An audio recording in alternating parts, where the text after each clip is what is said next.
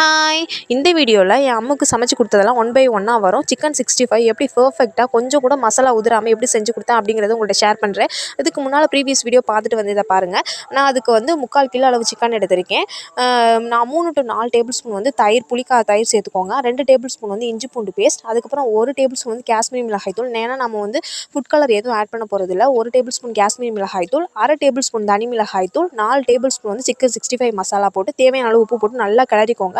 நல்லா கிளறிட்டு நல்லா வந்துட்டு ஊற விட்டுருங்க. 1/2 மணி நேரம் டு 3/4 மணி நேரம் நல்லா ஊறினதுக்கப்புறம் நீங்கள் பொரிக்க போகிறதுக்கு 2 நிமிஷத்துக்கு முன்னாடி தான் நம்ம கார்ன்ஃப்ளவர் சேர்க்க போகிறோம். அதுக்கு முன்னாடி சேர்த்துடக்கூடாது. பொரிக்க போகிறதுக்கு எண்ணெய் நல்லா காய விட்டுருங்க. காஞ்சதுக்கு அப்புறம் மீடியம் ஃப்ளேமில் வச்சு நம்மளோட சிக்கனை வந்துட்டு எல்லா இடத்துக்கும் நல்லா கொஞ்சம் கொஞ்சமாக கிளறி விட்டுட்டு ஃபஸ்ட்டு போட்டாக்களே கிளறிடக்கூடாது. ஒரு நிமிஷமாச்சும் வேகணும் ஒன் சைடு. அதுக்கப்புறம் தான் நீங்கள் கிளறணும். அதுக்குள்ளேயும் கரண்டியை போட்டு கிண்டிடாதீங்க.